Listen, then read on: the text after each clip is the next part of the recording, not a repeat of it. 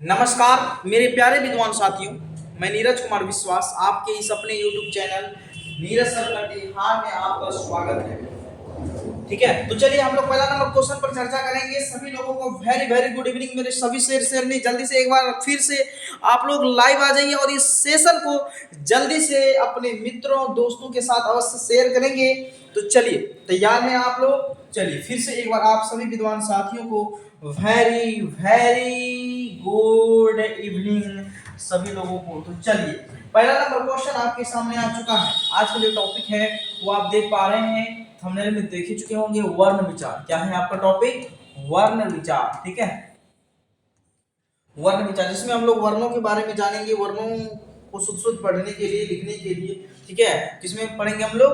वर्ण विचार में पढ़ेंगे। उसके बाद अगर हम लोग चर्चा करते हैं वर्ण के बारे में, तो वर्ण को उस मूल ध्वनि को कहते हैं जिसका खंड या टुकड़ा नहीं किया जा सकता है। ठीक है, तो चलिए पहला नंबर क्वेश्चन कह रहा है, यहाँ पर ध्यान देंगे आप लोग कि कवर्ण का उच्चारण स्थान कहाँ से होता है। तो उच्चारण स्थान के बारे में बताना है, और आपको पता होगा कि जीभ से हम लोग उच्चारण करते हैं।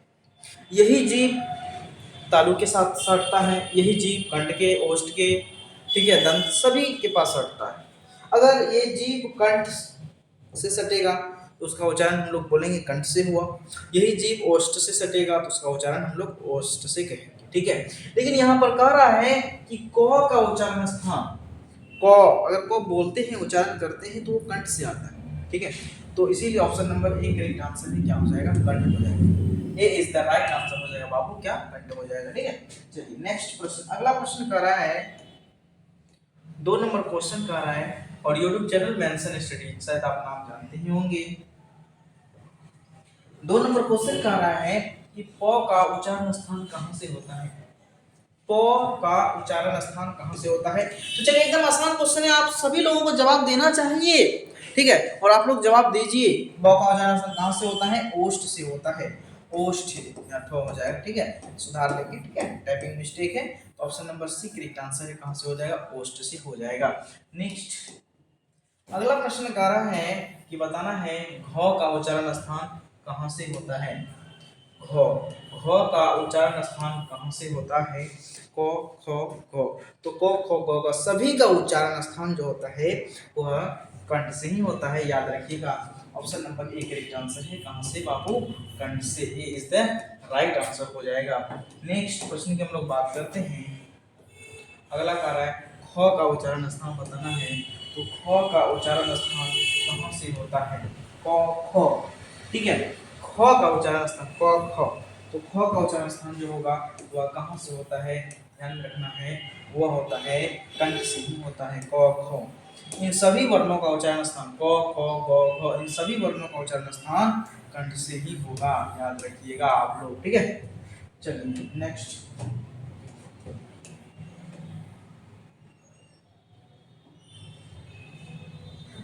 भाषा किसके अभिव्यक्ति का माध्यम है? भाषा किसको व्यक्त करने का एक माध्यम है? तो आप लोग जवाब दीजिए। तो 5 नंबर क्वेश्चन का ऑप्शन नंबर सी, विचारों को, है कि नहीं? मनुष्य अपने मन के भावों को, विचारों को दूसरों के सामने प्रकट करता है, दूसरों के सामने रखता है, वही ना भाषा कहलाता है। तो अपने विचारों को ही तो रखते हैं, इसीलिए option number C correct answer है। नेक्स्ट प्रश्न की हम लोग बात करते हैं। अगला प्रश्न कह रहा है कि व्याकरण वह ज्ञान है, ध्यान देंगे आप लोग, व्याकरण वह ज्ञान है, व्याकरण वह ज्ञान है जो देता है लोगों को मानवता के आधार पर भाषा प्रदान करता है, मानवता के आधार पर भाषा प्रदान करता है। ठीक है, ऑप्शन नंबर यहाँ पर बी सही जवाब है। नेक्स्ट प्रश्न कह रहे हैं कि घ का उच्चारण स्थान, घ घ का उच्चारण स्थान कहाँ से होता है? घ का उच्चारण स्थान बताना है। क ख ग घ, तो घ का उच्चारण स्थान 7 का option number B correct answer है। कंठ हो जाएगा। क ख ग घ। ठीक है, कंठ हो जाएगा। Option number B correct answer है, कंठ हो जाएगा। ठीक है, चलिए नेक्स्ट प्रश्न। अगला कह रहा है कि विसर्ग, विसर्ग का उच्चारण स्थान क्या है? विसर्ग का उच्चारण स्थान क्या है? ठीक है, 8 नंबर क्वेश्चन। तो विसर्ग का उच्चारण स्थान दंतोष्ठ से होता है, दंत प्लस ओष्ठ। Option number B correct answer है। नेक्स्ट प्रश्न की हम लोग बात करते हैं। अगला कह रहा है निम्नांकित में कौन जो है महाप्राण अघोष वर्ण है? ठीक है, अघोष वर्ण है महाप्राण। तो 9 का ऑप्शन नंबर बी हो जाएगा। ठीक है, 6 option number B correct answer है आपका। 6 D is the right answer हो जाएगा। नेक्स्ट प्रश्न अगला कह रहा है द्रुहों का उच्चारण स्थान, द्रुहों का उच्चारण स्थान कहाँ से होता है? हर्षऊ द्रुहो ओष्ठ से ही होता है। पवर्ग साथ ही साथ पवर्ग का उच्चारण स्थान भी होता है। पवर्ग और हर्षऊ द्रुहो कहाँ से होता है? ओष्ठ से होता है। Option number B correct answer है। क्या हो जाएगा? ओष्ठ हो जाएगा। नेक्स्ट अगला प्रश्न कह रहा है कि बताना है निम्नांकित में महाप्राण घोष वर्ण कौन है? महाप्राण घोष वर्ण कौन है? तो 11 नंबर क्वेश्चन का चलिए सही जवाब है। आप लोगों को बहुत बढ़िया जवाब दे रहे हैं। Option number D correct answer है। क्या हो जाएगा? नेक्स्ट प्रश्न की हम लोग बात करते हैं। अगला प्रश्न कह रहा है किस वर्ण का उच्चारण स्थान, किस वर्ण का उच्चारण स्थान कंठ एवं तालु के सहयोग से होता है? कंठ और तालु के सहयोग से होता है। कौन सा वर्ण का उच्चारण हम लोग करते हैं? ठीक है, 12 नंबर क्वेश्चन का आप लोग जवाब दीजिए। चलिए सभी लोगों को गुड इवनिंग, फटाफट जवाब दीजिए। 12 नंबर क्वेश्चन का option number C correct answer है, कंठ प्लस तालु ए। क्यों? क्योंकि जब आप एक को तोड़िएगा अ प्लस हर्षई आएगा, अ प्लस हर्षई आएगा और अ का उच्चारण स्थान कहाँ से होता है जी? कंठ से। हर्षई का उच्चारण स्थान कहाँ से होता है जी? तालु से होता है। कंठ प्लस तालब। Option number C correct answer है। नेक्स्ट क्वेश्चन की हम लोग बात करते हैं। अगला प्रश्न कह रहा है किस वर्ण का उच्चारण कंठ और ओष्ठ से सहयोग से, जिसको हम लोग बोलते हैं कंठ प्लस ओष्ठ, कंठोष्ठ, कंठ और ओष्ठ से किया जाता है? तो 13 का ऑप्शन नंबर यहाँ पर ओ, option number A correct answer है। क्या हो जाएगा बाबू रे? A is the right answer हो जाएगा। ठीक है, ओ। तो यहाँ पर कंठ प्लस ओष्ठ, कंठ प्लस ओष्ठ है कि नहीं? ओ का उच्चारण स्थान। नेक्स्ट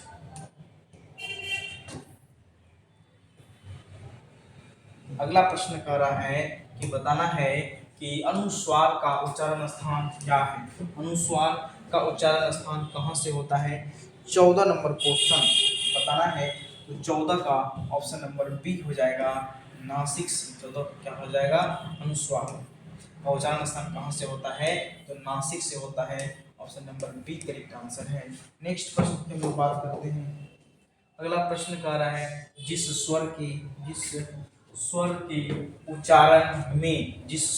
उच्चारण में एक मात्र का समय लगे, वह हम लोग किस स्वर के नाम से जानते हैं? तो ध्यान दीजिएगा, स्वर्ण वर्णों की संख्या कितना है?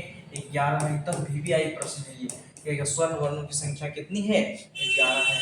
और व्यंजन वर्णों की संख्या कितनी है? व्यंजन वर्णों की संख्या 33 है। ये भी याद रखिएगा।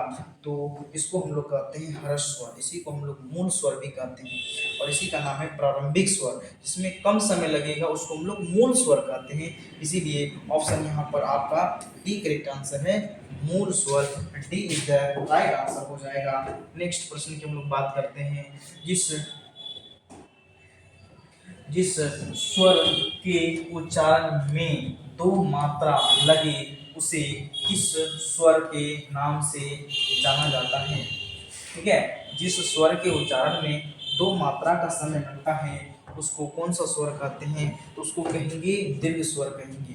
दीर्घ क्या कहेंगे? दीर्घ हो जाएगा। Option number A correct answer है, दीर्घ स्वर। नेक्स्ट प्रश्न अगला कह रहा है व्यक्ति द्वारा सार्थक उच्चारित वाणी को क्या कहते हैं? व्यक्ति द्वारा सार्थक उच्चारित वाणी को क्या कहते हैं? 17 नंबर क्वेश्चन का आप लोग जवाब देंगे। ऑप्शन नंबर व्यक्ति द्वारा सार्थक उच्चारित वाणी को भाषा कहते हैं। Option number A correct answer है, भाषा। अगला प्रश्न कह रहा है कि किसी एक ध्वनि किसी एक ध्वनि या ध्वनि समूह की उच्चारित न्यूनतम इकाई को क्या कहते हैं? 18 नंबर क्वेश्चन का जवाब देंगे आप लोग। किसी एक ध्वनि या ध्वनि समूह की उच्चारित न्यूनतम इकाई को हम लोग क्या कहते हैं? तो 18 का ऑप्शन नंबर बी कहते हैं अक्षर। B is the right answer है। नेक्स्ट अगला कह रहा है कि जिन ध्वनियों के उच्चारण में क्या कह रहा है? जिन ध्वनियों के उच्चारण के समय हवा बिना किसी रुकावट के मुंह से निकल जाता है, हवा बिना किसी रुकावट के मुंह से निकल जाता है, उसे क्या कहेंगे? 19 का ऑप्शन नंबर सी। चलिए बहुत बढ़िया, आप लोगों का जवाब है स्वर कहेंगे, जिसका उच्चारण स्वयं किया जाता है, किसी दूसरे वर्ण की सहायता नहीं लेते हैं, ऐसे वर्णों को ही हम लोग कहते हैं स्वर्ण वर्ण कहेंगे। इसकी संख्या कितनी है? 11 है। और व्यंजन वर्णों की संख्या कितनी है? 33 है। याद रखिएगा। नेक्स्ट प्रश्न अगला, जिस वर्ण के उच्चारण में स्वर की सहायता लेनी पड़ती है, स्वर की सहायता लेनी पड़ती है, उसे क्या कहते हैं? उसे क्या कहते हैं? जिस वर्ण के उच्चारण में स्वर की सहायता लेनी पड़ती है, उसे हम लोग व्यंजन वर्ण कहते हैं, जिसका उच्चारण स्वर की सहायता से किया जाता है। ऐसे वर्ण को हम लोग व्यंजन वर्ण कहते हैं। Option number D correct answer है आपका। क्या हो जाएगा? व्यंजन वर्ण। D is the right answer हो जाएगा। ठीक है, चलिए नेक्स्ट प्रश्न की हम लोग बात करते हैं। अब यहीं पर हम लोग इस प्रश्न को रहने देते हैं। 20 नंबर क्वेश्चन का सीरीज आपका समाप्त हो चुका। ठीक है, तो चलिए और बताइए आप लोगों का 20 में से कितना सही हुआ? एक बार कमेंट करेंगे आप लोग, सभी लोग बताइएगा कि 20 में से ये 20 क्वेश्चन का सीरीज है ना, 20 क्वेश्चन में से आप लोग कितना जानते थे? तो एक बार आप कमेंट करें कि आप लोग का कितना सही हुआ। ठीक है, लेकिन हम सोचते हैं कि आप लोग मन धन तन लगा करके जोश जुनून के साथ आप लोग अपनी तैयारी को और बेहतरीन से बेहतरीन बनाने का प्रयास करेंगे। ठीक है, तो चलिए आप सभी विद्वान साथियों को बहुत बहुत धन्यवाद। याद रखें, जो इस चैनल पर पहली बार आए हैं तो कृपया करके चैनल को लाइक, सब्सक्राइब एंड शेयर अवश्य करेंगे। ठीक है, तो चलिए यहीं तक हम लोग रहने देते हैं।